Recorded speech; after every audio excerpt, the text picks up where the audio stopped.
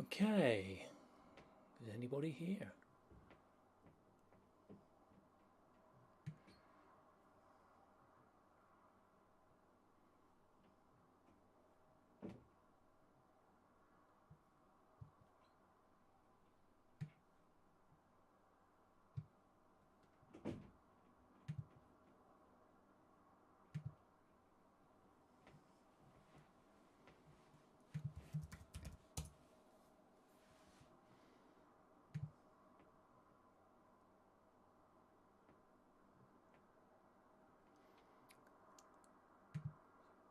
Stream health, what does that mean? Your viewers are happy, your viewers may be experiencing minor issues.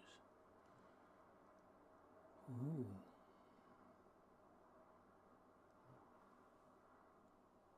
Oh, wow. Way, somebody here. Melanie Chapman, hello. Can you hear me okay? So this is the first time I've live streamed, so I've no idea whether this is going to be working. And Fatman, hello, and Nigel Wyman, hello. Can anybody confirm whether they can actually hear me?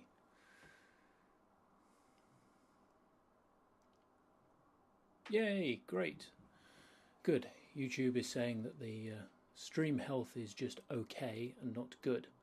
A bit low volume. Okay, let's see if I can turn that up. Okay, how about that? Is that a better volume? Vipple my nipple. Stuart Edwards, yes, great. Okay, good. People. Well, hey. Fantastic. Good, good, good. So, yeah, well, I'll just let me just give it a minute for a few more people to turn up. Like I said, this is the first stream, and because it's not yet on a known channel yet, so I realised that I should probably put this on its own channel and set that up yesterday evening, considering this idea was only kind of born less than 48 hours ago, and submitted it to YouTube to enable live streaming, and they said 24 hours. So, and that was kind of about 23 hours ago. So that's why this is on this channel for now. So don't bother subscribing to this channel, but there is the Cryptocurrency Explained channel, and I'll tweet that out if you haven't already found it. I'll tweet that out, and people can see that. So one of the things I will try and do is just try and find, if I can, no, I'll go without it. So the point of this channel, so the idea behind this concept is to talk about cryptocurrencies, and in particular XRP. So there's a lot of videos out there, there's a lot of channels out there that talk about cryptocurrency in terms of investment, in terms of about price, in terms of news, and talk about what's coming up and that sort of thing. But there doesn't seem to be any channels, especially not in this sort of live format, that talk about the technicalities behind it. How does some of this stuff work? Not just with XRP, but in a wider sense. How do cryptocurrencies work? What do they do? What is a blockchain? What are cryptographic signatures? So it might be that you've invested in some cryptocurrencies, you've invested in XRP, that's all great. You're at a family barbecue or dinner or something like that, nephew, uncle, whatever, aunt says to you, so this XRP, what is it then? And you say, well, it's a digital currency. It's, it's going to take over the world. People are going to use it for exchanging and moving value around. They say, well, okay, well, that's great, but how does it work? And then you might be stuck. Something to do with blockchain and blocks and signatures and cryptography. So the idea behind this channel is to try and explain some of those bits and pieces, to talk about some of the technicalities, some of the technical aspects of how XRP works, how cryptocurrencies work, and kind of go from there and hopefully just build up people's knowledge a bit. How does that sound? Good? Anybody still here? hopefully. I can see the live chat here, so I'm hoping people are still here. If you are, say something on the live chat, just so that I know. Like I said, this is the first time I've done a live stream this format, so a little bit nervous. Great, good, okay. I've got no idea what the delay is either, so I don't know how long it takes before, you know, what I say you get into it. Let's go into the Trolls Cave again. Loved it. The Trolls Cave. So that was a reference to that. Kind of partly sparked this idea. There's a video. You'll see it on this channel. It contains a lot of swearing. It contains me slightly losing my cool. But I got invited into a audio chat room with a bunch of Bitcoin supporters, and they basically sort of challenged me on Twitter and said, well, let's talk about this, you know, come on the microphone and let's talk.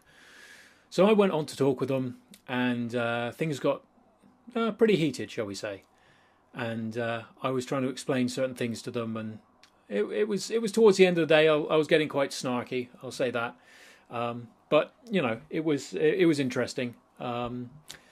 And the thing was that we were trying to get to the nuts and bolts of what cryptocurrency does, and it took a while. I don't think we really got there with some of them. I think there was a kind of a glossing over that they thought they understood certain bits and some things they did do, but I think they missed the point of some of it.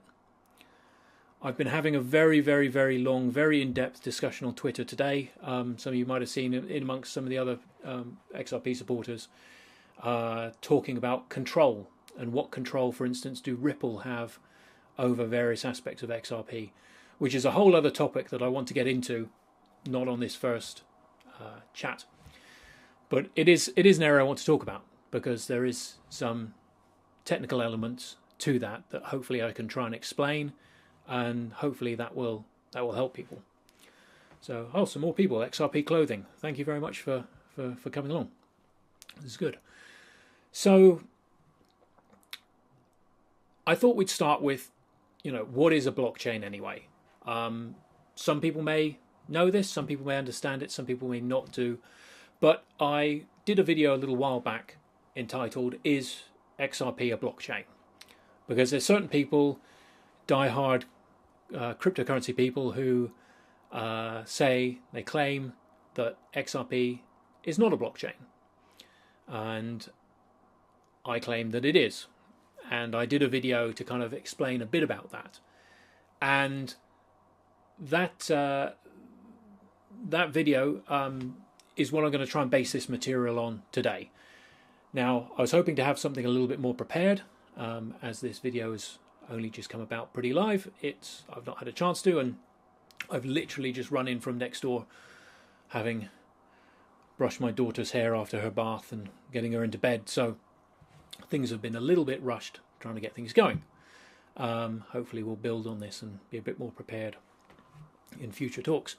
So what is a blockchain? Well, let me try and see if I can bring up. So hopefully, yes, this should automatically switch over. So, and if I go to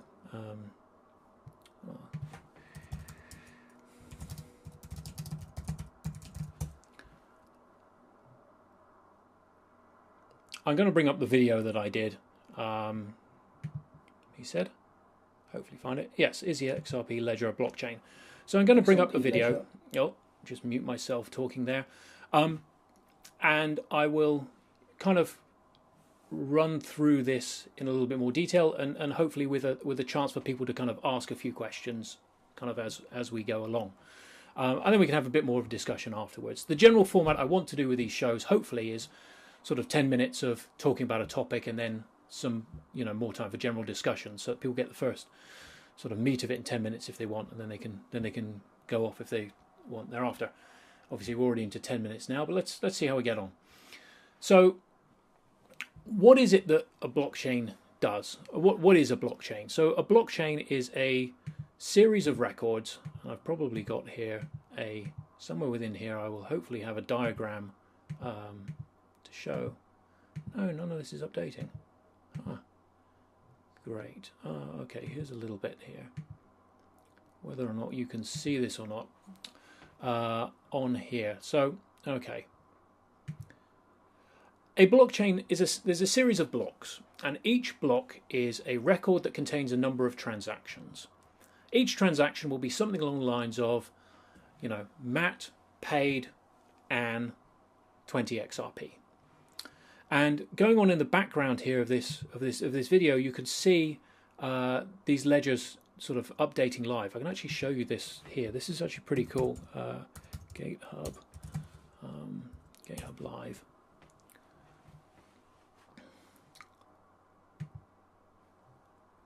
And you can see here live transactions going through. So each time this refreshes, this is a new block, or in the terms of Ripple, the terms of XRP ledger, this is a ledger, and each one of these lines is a transaction. And so you can see there's 5,000 XRP there paid from one account to another. There's some Ethereum, some other currencies in here. There's trades going on. There'll be some payment requests, payments. There's a payment there. There's several different transactions that can happen on the XRP ledger.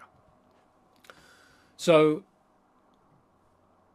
each block contains a number of these transactions, and then each block is then cryptographically signed. A signature is taken of it. If you think of it a bit like, you know, the signature verifying the, you know, the bottom of a paper ledger. You have a bunch of stuff in there, and then at the bottom you write a signature, maybe put a seal, a stamp on it that says, you know, I verify this is all correct.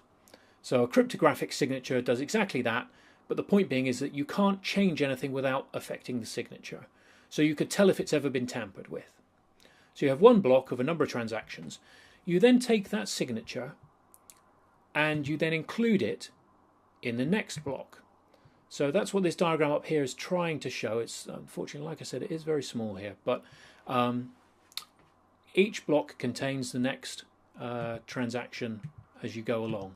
And so eventually you get a stage where you couldn't ever alter any one transaction, because that would alter the signature, and that signature is included in the next block, which would alter that block, which would then mean the signature of the next block changes, and you have this cascading effect.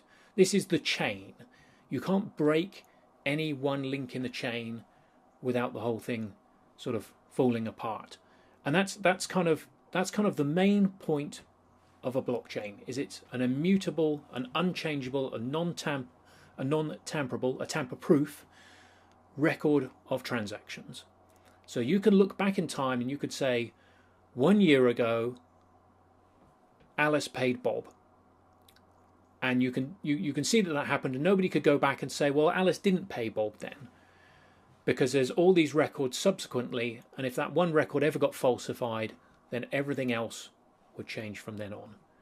So that's what a blockchain is. In its purest, simplest form, it is just a series of records. Hopefully that makes sense to some people. Oh, cool, some more people here. Curtis Barlow, tearing it up for the XRP community. When's the $10 party in Bristol? Yes, $10 party in Bristol, that would be good. I live in Bristol, so I'd quite like a $10 party somewhere else. Would be fantastic. I love Bristol, but if I'm going to have a $10 party, I'm gonna want to go somewhere exotic or whatever. So back to the blockchain, series of records.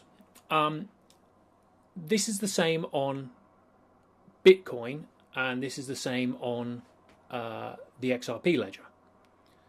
It's the same on most blockchains. Follow this same pattern, that you have these series of records or series of blocks, and each one builds on the other. Tom Custer asking, why is it a problem? Why is what a problem? Having a party in Bristol, or is there something else I've missed there? And hello, Andreas. Don't worry about being late. I'm sort of talking about blockchains at the moment. It has to be immutable. Why is that? Okay. So the point of the blockchain being is that you can't go back and change a previous transaction. If you have a centralized database, say a database in a bank, that's how most ledgers currently work at the moment, bank ledgers. So there'll be a centralized database sat on a computer in the middle of whatever, Lloyd's Bank, NatWest Bank, the bank that you go and deposit money into and withdraw from an ATM. There will be a computer somewhere, a server that has a database. And in that database will be a record, and it says Matt has £100 in his bank account, $100, €100, whatever it might be. And when I spend something, it takes it out of that record. So if I spend £20, it takes £20 off, and it says Matt now has £80 in his account. It takes another £10 off. Now Matt now has £70 in his bank account. That's all fine. That's all reliant upon that one central database. So what happens if there's a bug in that database, or someone maliciously goes in, gets in there, changes the record and says, actually, Matt doesn't have £100. Matt now has £10 or £0 or minus £1,000. Somebody could make that change and there would not necessarily be any record of it. I'm simplifying. Bank databases have additional audit controls to kind of prevent that sort of thing. But you could make a change to that record. With a blockchain, this ledger is replicated amongst a whole bunch of computers, a whole bunch of nodes, as they're often called, on the network. So on XRP at the moment, on the XRP ledger, there are 700 or something nodes on the network. You can have a look and see on the network topology. This site's good if you've not been to it before. xrpcharts.ripple.com gives you an idea about what's going on. It may load a bit slowly with the live stream going on, but it should come up and say in a bit how many nodes there are in total on the network. It's, I think, something around about 700 at the moment, nodes on the network. And it looks like it's not going to load for me. So each one of those nodes has a complete copy of the ledger.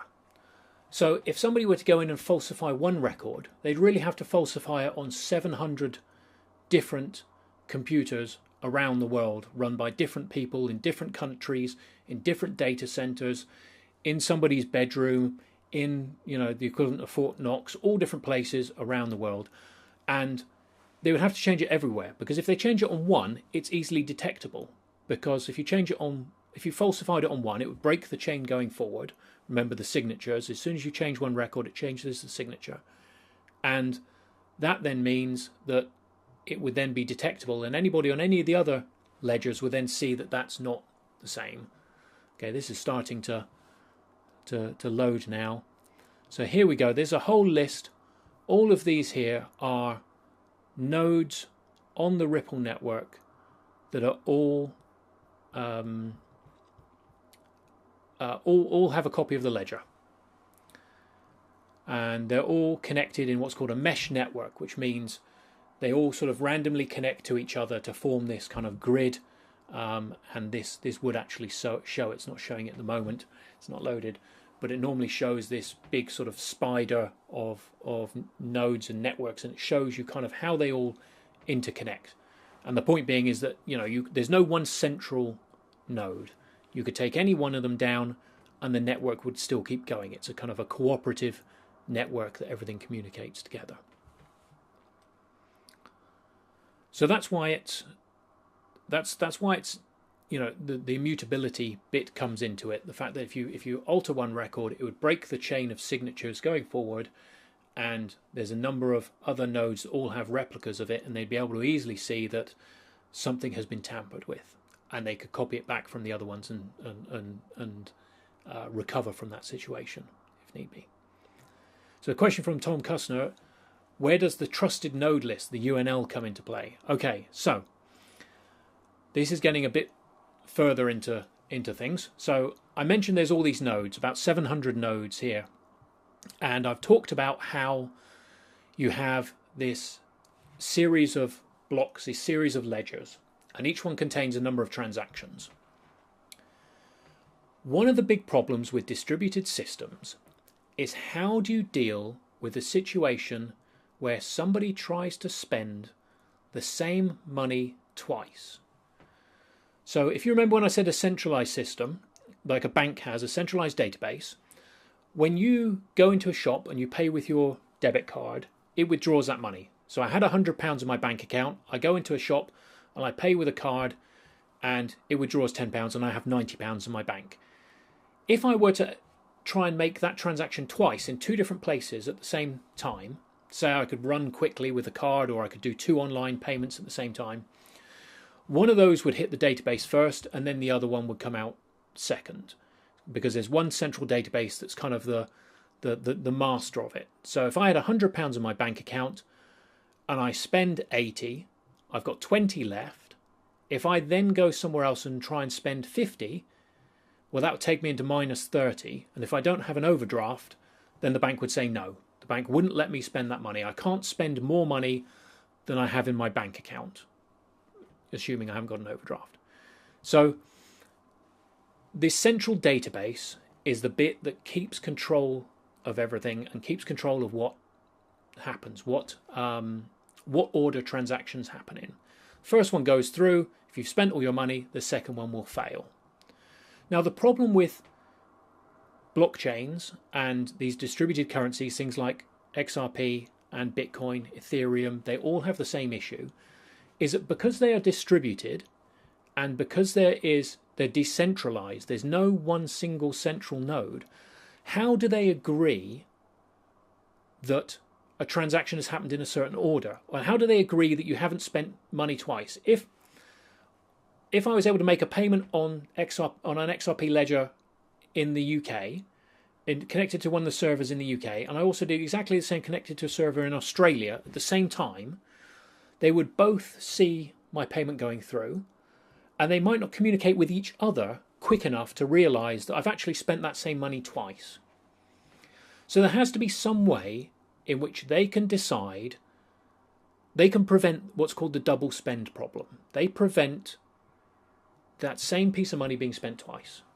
So how do they do that? With Bitcoin, I'm going to simplify greatly here. We might expand on this, well, we will expand on it in other subsequent episodes of this show. But simplifying greatly, what Bitcoin does is they effectively think of it as a lottery. And every 10 minutes, everybody competes for this lottery, and every 10 minutes, one node is selected as the winner, and that node determines which transactions get put in that block. And then 10 minutes, there's another lottery. This is what's called the proof of work. This is what miners do. Again, I'm going to cover this later because I'm really skimming over this. But just for the moment, really simplistically, you can think of it as being a lottery that happens every 10 minutes, and one node gets chosen, and that node decides which transactions go in. So that node will know you've spent your first set of money, you can't spend the second lot again because you'll go overdrawn. XRP and the XRP ledger does it differently. Rather than picking one node to be the kind of master for 10 minutes, XRP, this is the kind of the brilliance of what David Schwartz, was the chief cryptographer at Ripple, is now their chief technical officer, one of the main architects of the XRP ledger. What he came up with is he realized that if all of the nodes can agree an order in which the transactions happened, then it becomes very simple. The first transaction goes through, the second transaction would fail if you've spent all your money by the first transaction. So as long as you can agree an order, then the double spend problem goes away, right? First transaction goes through, second transaction would be the one that would fail. So how do you agree an order? This is what this bit, the unique nodes list, comes into play. So of this list of 700 odd nodes, there is a smaller subset of that called validators. And these validators, again, this list may or may not show. Yeah, it's taken a while to load from here, I think, because the live stream is having a few problems. This list of validators, we'll leave this and it might load in a bit. This list of validators is a subset of those nodes. So of the 700 or so nodes, there are about 200 that are validators, between 100 and 200 that are validators, I think, at the moment. And what happens is each node picks a certain number of them, and they vote between themselves on a proposed set of transactions and the order in which they happen. And they then try and agree between them cooperatively what order the transactions happen in. I will go over this in another episode in more detail. I'm kind of skimming over this, partly for brevity, partly because the first episode and I haven't prepared enough material to actually demonstrate it to you probably and explain it effectively. But the point being is that the unique node list is a set of nodes that you trust to come to an agreement on the order of transactions. Now, what's interesting with this is that you don't have to actually trust those individual nodes. All you have to do is trust that they will try and come to an agreement on the order. So it doesn't matter what the order is.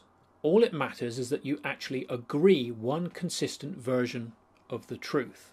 And that is what the consensus protocol does. That is the main key innovation behind the XRP ledger. So that consensus protocol is what helps all these nodes agree, and the unique node list is the list that each server defines of which nodes it listens to for that consensus agreement. Another way to explain this is think about a trial in a courtroom. Imagine you have got, something's happened, a murder has happened, somebody's been killed, and you are the investigator, prosecutor, whatever.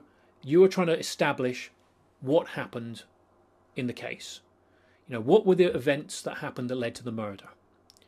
And you've got 100 witnesses that saw what happened. You can go and ask, you don't have to ask 100 witnesses what happened. You could pick out, say, 10 witnesses.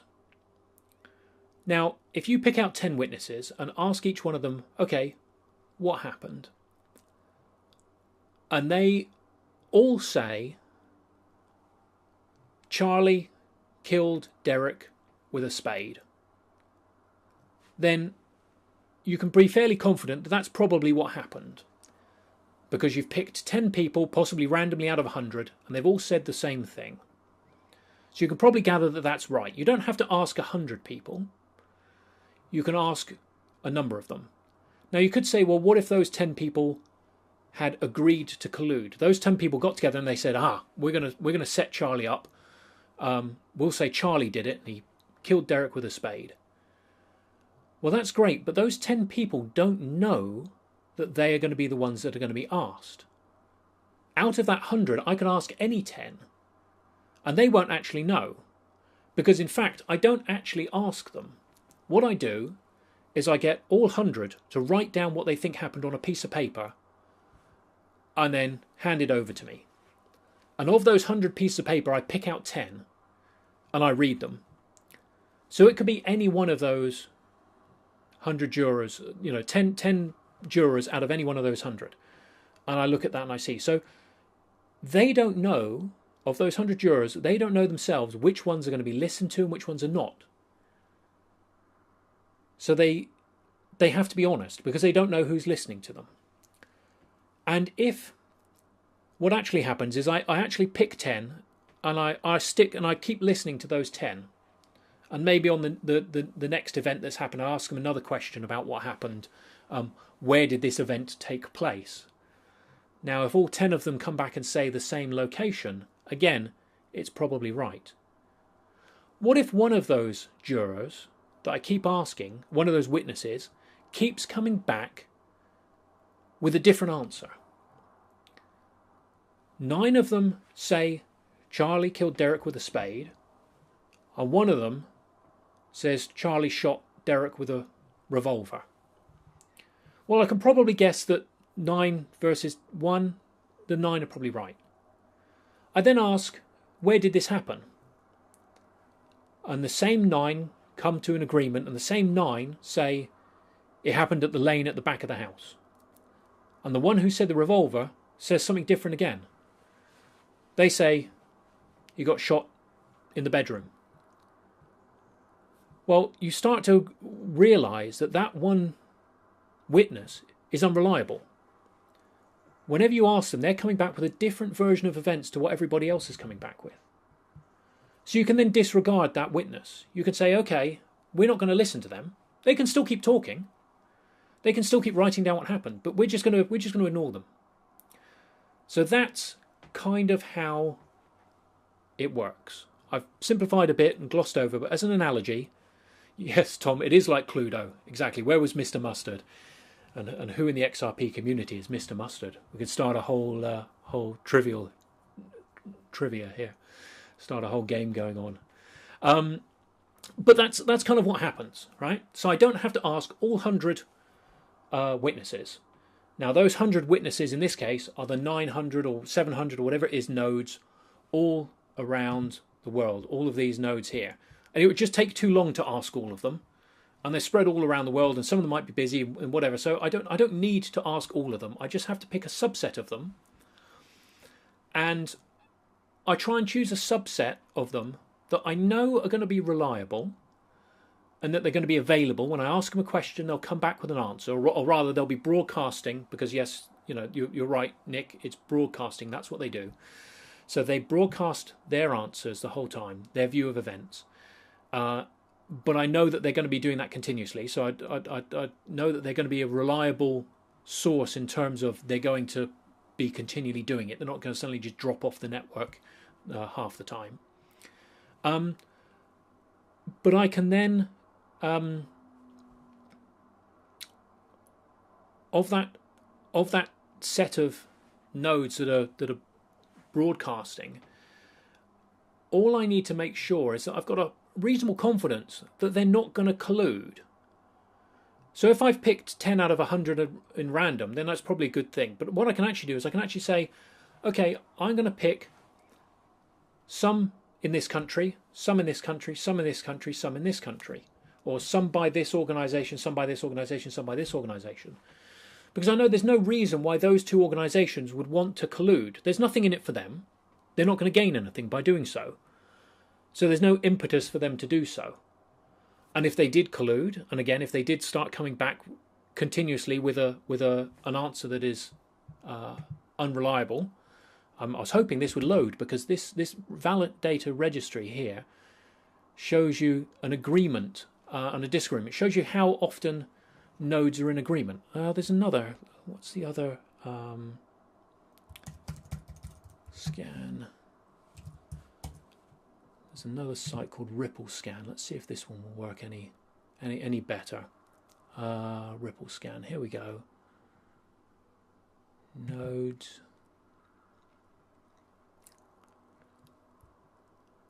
Okay, I thought this had the validators on. It doesn't. But this is another list of nodes and shows you where they all are. Countries are in Germany, United States, Canada, Luxembourg, South Africa, Singapore. So again, we try to pick nodes that would not collude, and that's what the unique node list is. So the unique node list is, I choose if I run a node on the XRP ledger, I would select a set of servers that I don't think are going to collude.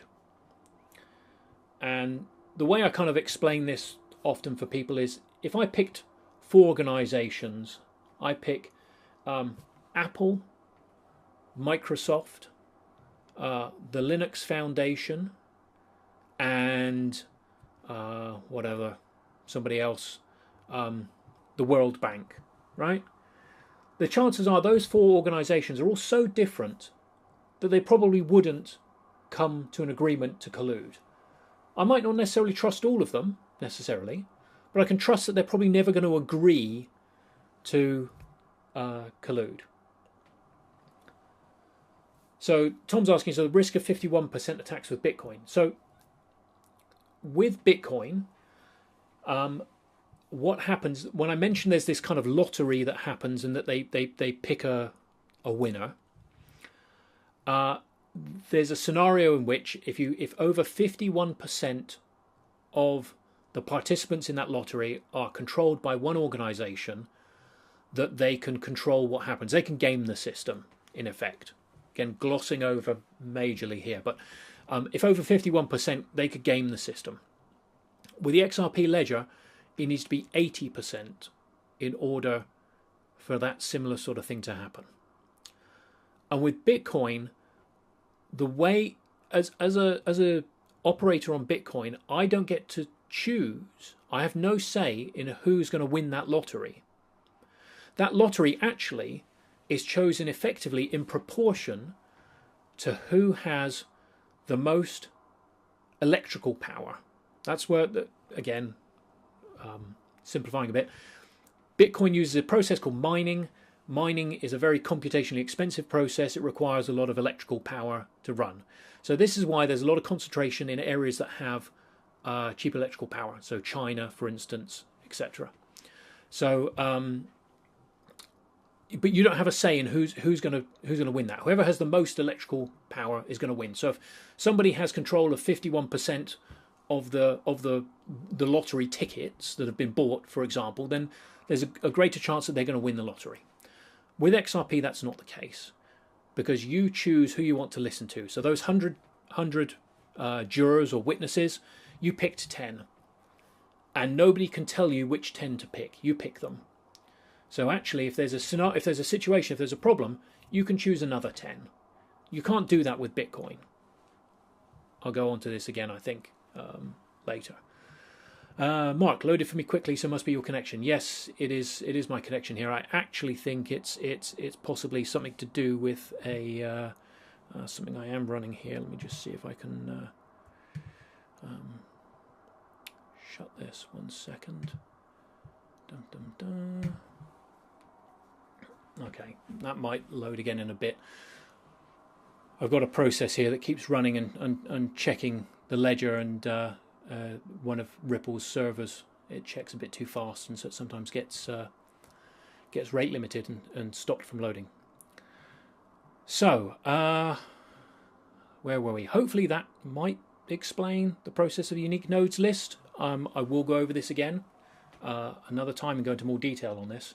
So hopefully running a validator from my PC. Unfortunately, I'm not running a validator from here. I do run my own node, though. It's not a validator node, but it will be on this list of nodes here somewhere. It's actually located in Germany, so it'll be on this list somewhere, on this list running. So how many XRP can we see have burned already? So with XRP, there were 100 billion XRP in existence at the start of what's called the Genesis ledger. There's 100 billion at the start, and those have been transferred around. A bunch of them got transferred to the original founders of the ledger. A bunch of them, about 80%, got transferred to Ripple, the company. They've then sold a bunch on. You know, you've bought some from somebody else, I bought some from somebody else. They've kind of dispersed around the world. But for every transaction, a very, very small amount gets burned. And you can see that. Where's a good place to see that? Actually, I think on Ripple's website, you can see that. I think here on Ripple's website, they have, possibly under market performance, I think.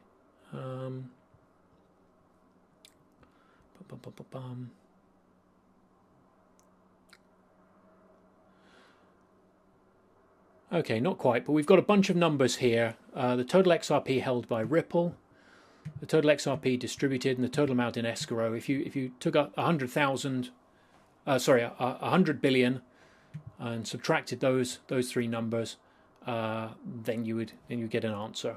Well, hey, we could do that if we wanted to. 100 billion.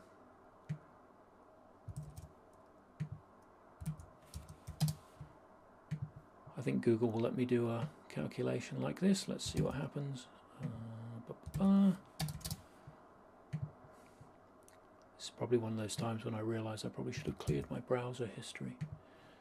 8,099,518. So that's how many have been burnt in total. So every transaction, a small little bit of XRP has been destroyed, and it's about 8 million, or 8,099,000, so nearly 9 million. 9 million XRP have been destroyed out of that 100 billion. So really, really not a much.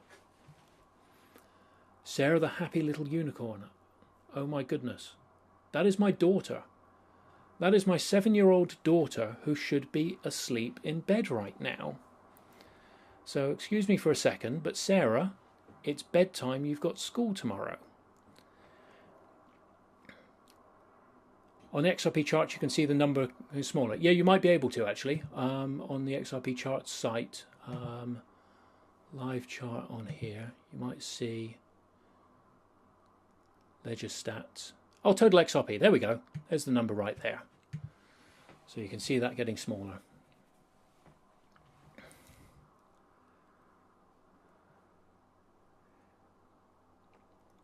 We would expect more to be burned at an exponential rate when XRP adoption picks up. Yes, you would do. So that all depends upon the number of transactions that occur each day. And so as the number of transactions go up, then yes, the amount of XRP burned would also go up. So that's the situation with that. So hopefully that's given people some idea. I've just realised I don't think the live chat that I've actually got on the screen is updating here. I've just realised that this live chat window that I've got on the screen, you can't see at all. So I'm actually looking at a chat here. There we go. But hopefully, obviously, you can see it yourself because you're chatting away. But yeah, that should be up there. Well, gremlins of the first show. So any other questions? Like I said, it's been a very, very rapid going over things. I'm going to do a little more in-depth kind of later on in future episodes. Pick a particular topic, I suppose, and then go over it. Same chat. So can you actually see the chat that's showing on there? Maybe it's just my preview's not showing it. So there's nothing else to talk about. Would you mind explaining the amendment process?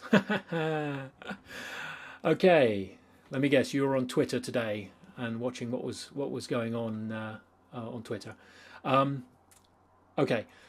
First of all, I'll talk about the burn rate first, just quickly. Thunderbox, can the burn rate on the ledger be altered? Yes, it can do. The burn rate can be altered in the fact that the minimum fee can be increased. So at the moment, the minimum fee is 12 drops. A drop is a millionth of a XRP, and a millionth or 100,000th. I can't remember off the top of my head. It's either 100,000th or a millionth. It's a tiny fraction. And so that can be increased as necessary. It also dynamically increases as the load increases. So as more people are using the network, then that will increase again. So Tom, you see it on the right of your screen. Good. Well, that's the hope. Just for some reason in my preview here, I'm not seeing it. So on Twitter, there was a very in-depth conversation, and this is something that I do want to talk about in a later show because it does. I think it warrants a more in-depth chat. But the XRP ledger, I mentioned there's all these servers all across the globe, and there's a process called the amendment process, which means that changes to the ledger can be proposed and then sort of ratified by a vote. So if we look at, let's see here. If I look at here, Ripple amendments, one of the lists, known amendments is probably the one I wanted. Known amendments. Here we go. There's a number of amendments that have been made in the past. Some of these are fixes to various things. Some of them are improvements. So things like escrow. So the XRP ledger has the ability to escrow funds. So what that means is you can lock funds up and say these funds can only be released after a certain time or after a certain condition has been achieved. So Ripple themselves do this. They had a vast amount of XRP, 60 billion XRP, and that 60 billion they put 55 billion, I think it was, in rolling escrow contracts, 1 billion each, expiring every month. And so at the end of each month, 1 billion escrow gets returned to them that they can then spend if they want. In most cases, they're putting it back into the pile. But that escrow functionality was an amendment that was enabled on the 31st of March 2017, according to this little label here. And there's a number of different amendments that went through. Some of them have been vetoed in here. Some have been enabled. Some have not yet been enabled, have been planned. So what happens is an amendment can be proposed. Anybody on the network can propose an amendment, and the validators get a chance to vote on it. So they put within their config file or within the validator command, they can run something that basically says yay or nay for this particular bit of functionality. And there's a process where for 2 weeks there has to be a continual 80% or above agreement to that amendment. And if that happens, then the amendment is ratified, and then there's a certain period of time by which all the other nodes have to then claim to support that agreement, that amendment. If they don't, they get sort of locked out of the process, and then it goes on. So one example here is checks. So for those in the UK, that's checks as in CHEQUES. The things, piece of paper, you write down a number and a payee on. In Ripple's terms, they came up with an electronic equivalent of a check. So at the moment, if I want to make a payment, so Alice wants to pay Bob, on the XRP ledger, Alice says, pay Bob 100 XRP. And that goes through nearly instantly. Within 3 seconds, that goes through. With a check, Alice can say, I'm going to write a check for 100 XRP. Now I'm going to give that to Bob, and Bob can decide to cash it at some point in the future, or give it back to me, or destroy it, or it might expire. But they can choose to cash it or not. It's not an immediate payment. So it's actually quite useful for certain things. For example, many of you may have interacted with the XRP tip bot on Twitter. Again, I'll go into detail in another point, but there would be a really good thing that could be done with that using checks. In terms of, at the moment, you have to top up your account with the XRP tip bot initially by sending it some XRP or being tipped by somebody else. But you have to send it some XRP, which means it's holding on to your XRP. So the tip bot itself has a wallet with the sum total of everybody's XRP in it. Now, checks would allow you to actually write a bunch of checks, hand them to the tip bot and say, here's a bunch of checks. When you need them, cash them. But don't cash them until you need them. And that way, if something happened to the XRP tip bot, if it was ever compromised in any way, there wouldn't be a big bank account full of money. There'd be a number of checks, but whoever pinched them wouldn't be able to then cash those checks. So, Tom just sent you a tip using a tip bot a few minutes ago. Thank you very much, Tom. Yeah, well, I will put some information about tips later on, but I just wanted to get this show going before I pass the hat around. But yeah, so amendments are a process by adding additional functionality or fixing functionality, or even in some cases removing functionality at a later point in time. So these things can be voted on and brought in incrementally in time. So as you can see, they've all been enabled at different points. So some back in so fee escalation was in 2016, multi-signing was in 2016, escrow was in 2017. Deposit auths, checks, these are all planned for, some of these have been enabled, some planned for 2018. So at the moment, checks have not been approved. And what actually happened was Ripple wrote the check code. They put out effectively a vote on the system. An amendment was proposed to adopt this functionality of checks. And they didn't reach the 80% quorum needed to approve it. Not enough of the validators on the network agreed to approve it, so it never got adopted. They're going to try again at some point, no doubt, because it is actually good functionality, and I think people do want it. But at the time they proposed it, people didn't want it. I have to say, from me personally, coming from the UK, the idea of checks, I thought that's going backwards, surely, until I realised what they actually were. But the point being is that Ripple themselves tried to add functionality to the XRP Ledger network that was rejected by the wider community. And that's kind of the crux of the great long-running discussion I had on Twitter today, which is, do Ripple have control of the network? Do Ripple have control of the code base that runs for the code that runs the XRP ledger network? And the reality is that yes, they do have control of their repository of code, but anybody else can take a copy of that and do what they want. And even though Ripple have control of that, as seen by the checks amendment, they don't have carte blanche still to do what they want. They proposed a proposal, an amendment, and it didn't get accepted.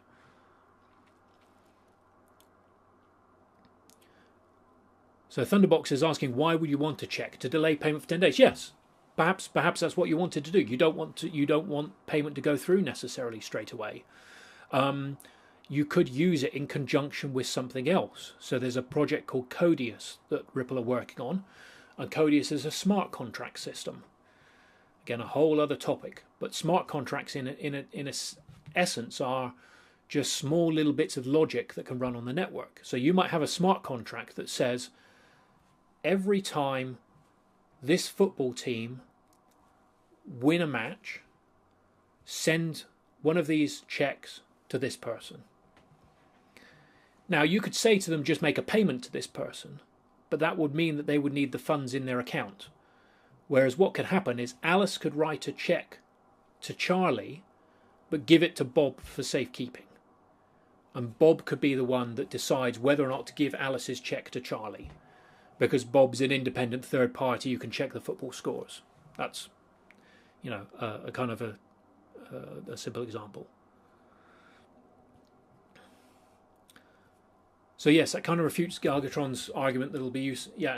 Exactly. Galgatron was being devil's advocate for a lot of that. It was slightly confusing as to which bits he was being devil's advocate for at times.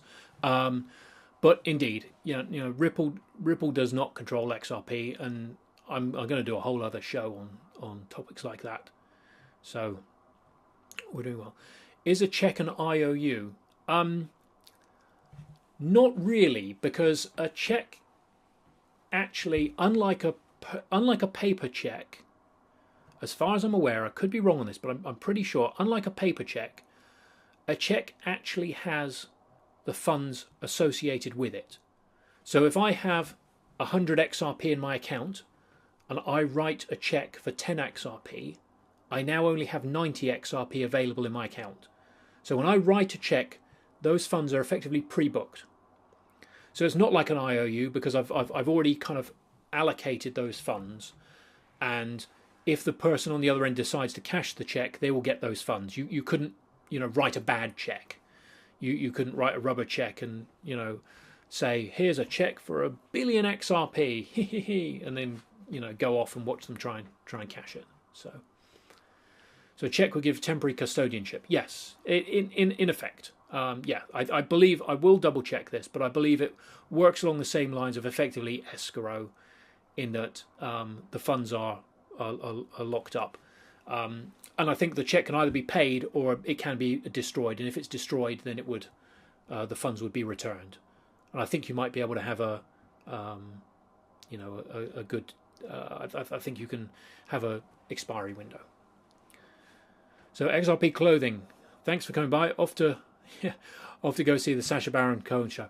Well, that's a good point, actually. I said we'd try and run this show for an hour. Amazingly, I've been talking for nearly an hour. I didn't actually think had this dreaded feeling that I was going to start the show and nobody was going to turn up and I'd be standing here talking to myself.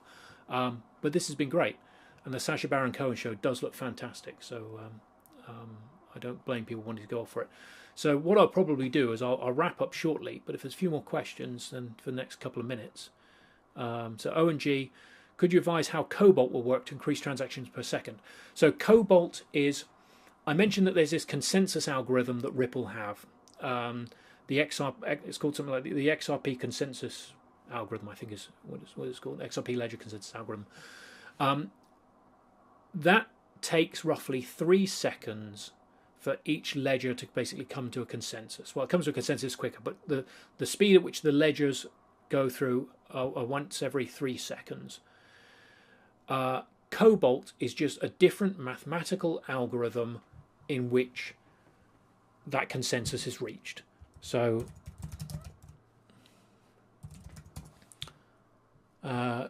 Ripple, wrote this algorithm. One of the guys at Ripple wrote this algorithm, and there's a whole PDF describing it.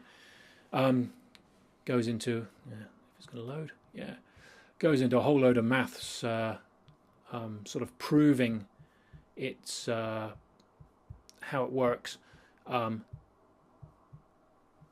It's quite an in-depth thing here. I certainly have not read it through word for word, I have to say. But in essence, Cobalt is a better consensus algorithm for various definitions of better.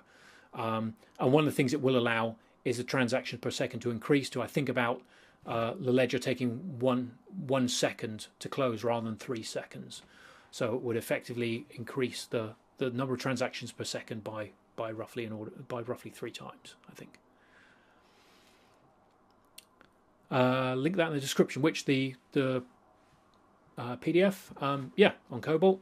Sure, I'll put some links in for some of the other bits I've talked about, some of the sites I've shown on here. Melanie, it has gone really quickly. Thank you, but I suppose the good news with that being is that it means I actually have something to talk about next week. Otherwise, I would run out of things to say, and there'd be nothing there for next week. 45,000 transactions. Yeah, exactly. I mean, it will be very fast. So this is something that Ripple want to build. I'm not sure at what process they are in it. Some people say they're very close to implementing it. I don't think they are. I think they are closer to the beginning of actually implementing this than the end of actually implementing this. But as you can see, it has all been written up, and it has various mathematical proofs to prove that it does what it says on the tin, basically, in here. And it allows the validator nodes to be slightly more distributed than they are at the moment. You have to make sure each node has an overlapping number of validators, because if with the analogy I made about the courtroom and the witnesses, you have to make sure that everybody is asking an overlapping set of the witnesses. Because if you did ask two completely sets of different witnesses, then they could come back with two totally different sets of answers. And Cobalt is better at dealing with that situation, basically. So definitely in 2019, not this year. Yeah, probably unlikely this year. But the XRP ledger is fast enough as it is. It's whizzing away here. So here we go. Well, every ledger here, what's this? 8 transactions, 10 transactions. So that's every 3 seconds. This is updating. So we're getting something in the region of, say, 3 to 5 transactions a second going on at the moment. Well, as it currently stands, it can go to 1,500 transactions a second is what they've tested it to. So we're nowhere near capacity at the moment. We can scale much higher right now. So anyway, thank you very much. The next stream will be the same time next week. So Monday, 8 p.m. UK time, 9 p.m. UTC. And should be on the actual channel. I've got an actual channel for this. I will try and move this video over to there as well, and so it'll be on there. And so great, thank you very much. If I'm going to ask you, I'll put this over on the other channel. You can put any comments. If anybody has any comments or questions, you can put them on the comments on the other channel, the Cryptocurrency Explained channel, once I move it onto there. And then look for that channel rather than this personal one. So thanks very much, everyone, and see you next week.